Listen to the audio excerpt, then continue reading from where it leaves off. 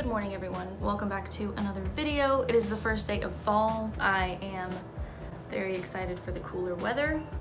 So today is going to be another reading vlog. This whole week is going to be. So this week's book is Disorientation by Elaine Shea Chu. I'm super pumped for this one. I say that about every book, but I particularly am because I was waiting for this time of the year to read this book. Since it is about a girl writing her dissertation, as you can probably guess from the pun in the title. I wanted to read it in like late August, early September. That was my goal anyway. The train has to come right when I want to film.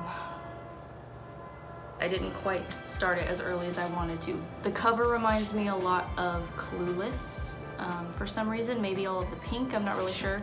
But this is still on the bestseller list, like on the hardback bestseller list up front of pretty much every bookstore that I've been in recently. So I believe it's autofiction because both the author and the main character are Taiwanese American. So I'm pretty sure it's a bit of autofiction, which I have said in previous videos that I was not a big fan of. This one I've already noticed from what I have read is a lot tighter. So I won't read you the whole synopsis, but the part at the top just says, a Taiwanese American woman's coming of consciousness ignites eye-opening revelations and chaos on a college campus in this outrageously hilarious and startlingly tender debut novel. It also reminds me a bit of The Idiot by Alif Batuman. So even though I wasn't the biggest fan of that one, I'm already liking this one a lot more. It's kind of like the light version of dark academia. Like, I know light academia is a thing. It's like a subgenre of book. It's early. So anyway, I'm very excited to get into this. We are going to the bookstore later. We'll see what else I find. I'm gonna do like a fall TBR video pretty soon, and I wanna pick up some things for that. So we'll see how that goes. You wanna say hi? Hey.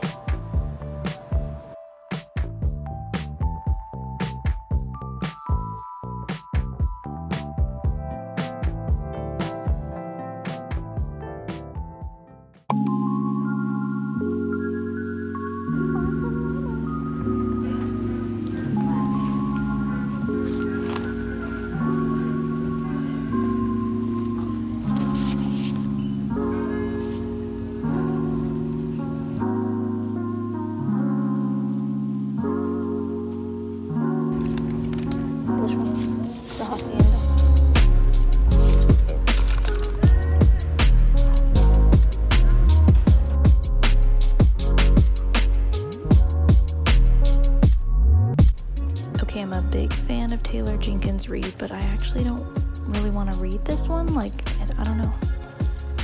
You guys let me know what you think.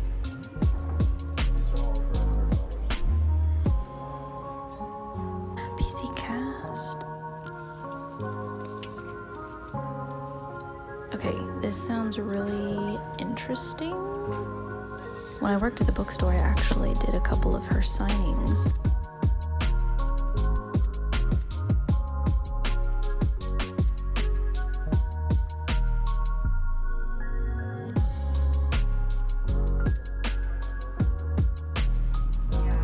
Okay, I'm super attracted to these covers, and I've heard of Rachel Cusk before. You guys let me know if you've read these and if they're any good. It looks like it's a trilogy. I don't know, I'm obsessed with these covers, but you guys let me know if you've read her before.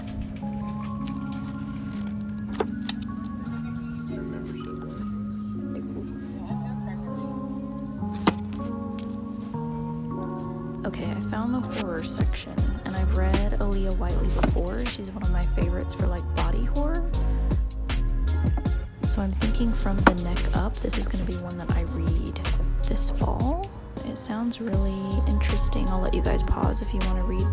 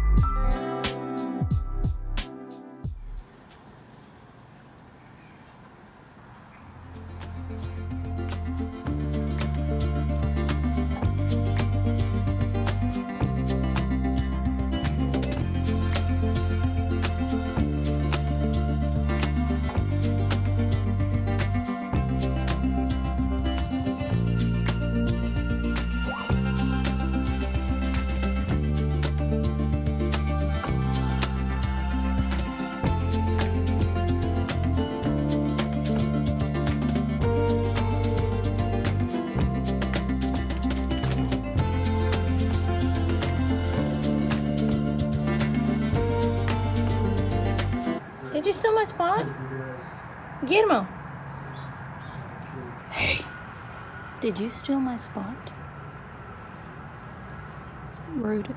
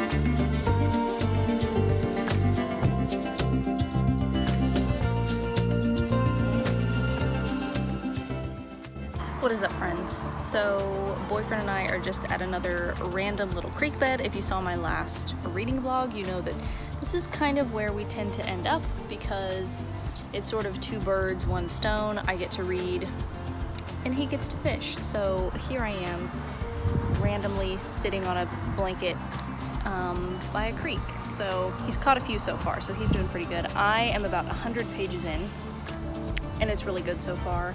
I'm kind of surprised at the direction it's taking. A mystery sort of tone. Ingrid, the main character, she's trying to figure out who left a note on her like dissertation notes. Somebody signed it with a weird name and they're leaving like snarky commentary, and so she's trying to figure out who it is. And she's got like her best friend as her sidekick, and she's kind of helping her discover what's going on, and they're basically like stalking this guy right now, trying to figure out if it's him or not. I'm definitely invested in the characters. I love their friendship. There's been so many humorous moments. That's another thing that I really like so far. It's rare that I read any books with humor in them. I feel like most contemporary fiction, at least the books that I choose, typically are a bit more serious in tone. Enjoying it so far, so I'm gonna get back to reading.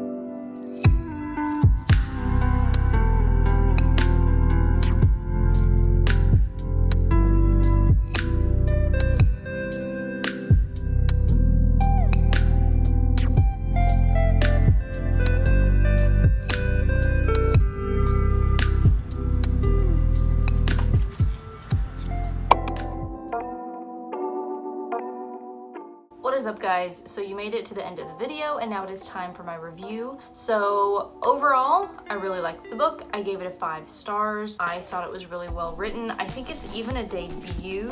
Let me check. Yes, it says Disorientation is her first novel. So yeah, I thought this was really incredible. It took on a really different tone than what I was expecting. I think I've maybe mentioned that at some point. I don't remember if I filmed a clip of me saying so or not, but it definitely takes on like a spy thriller mystery sort of vibe that I wasn't expecting. I'm just gonna pull out my handy dandy notebook here. And I actually wrote quite a bit. So it starts right here. That's like my little title page. And then I've got 2 more pages. Now, if a book is good, I typically have about this many notes or more. If it's just like 1 page of notes, it means I didn't really find too much interesting about it. But with this one, I really did. So it brought up a lot of issues that I have never really thought about before, that doesn't really come up too much in contemporary fiction, and it really kind of made me reflect and think about certain topics that I don't really think about all that often. A lot of discussion around just race in general, politics, and essentially the fetishization, see if I can say that right, of the female Asian body. Everybody kind of has a type, but at what point does it become a fetish? That was definitely something that was discussed. Ingrid herself, the main character, has only dated white men, and so it's like, is that just her type, or is it a white man fetish? So a lot of discussion around race and relationships and how they intermingle. There's even a quote in here that I really liked when she starts questioning her fiance's love for her. She says she'd go insane trying to figure out definitively that he loved her not because of what she looked like or what she represented, but because of the part of herself that was incorporeal. And I feel like we've all had that thought of like, does this person really love me for me, like who I am deep down on the inside, or is it just something about me? Is it my looks, or you know, is it something else that's more external, or is it truly like my soul? And I thought that whole conversation was really fascinating. It really takes up like the bulk of the latter half of the book, really focuses on that topic. There is absolutely a reveal in this that I was not expecting. I thought that the author kept it pretty well hidden. I had guessed something, but my guess was incorrect. I'm glad for that, because I don't like, not that I don't like guessing right, but I would much prefer to be surprised, and I was. So I did not expect what happened. So I felt like she did a pretty good job with the twist. It's still kind of up for debate, I guess, whether or not this is autofiction or not. I feel like it is. I'm sure you cannot live as an Asian woman in America and not have the experiences that Ingrid has, so I'm sure it is autofiction. Definitely a lot of academic talk in here, but not in a way that's inaccessible. I felt like it was very easy to read, and you understand all the pressures of academia and being in her, I think it's like her 8th year, which is like her final year of her PhD, all those pressures that would be on you as a student of Chinese poetry and Chinese literature. I love the cover. I think I've probably mentioned that already, but each one of these items definitely has something to do with the storyline, which I really appreciate.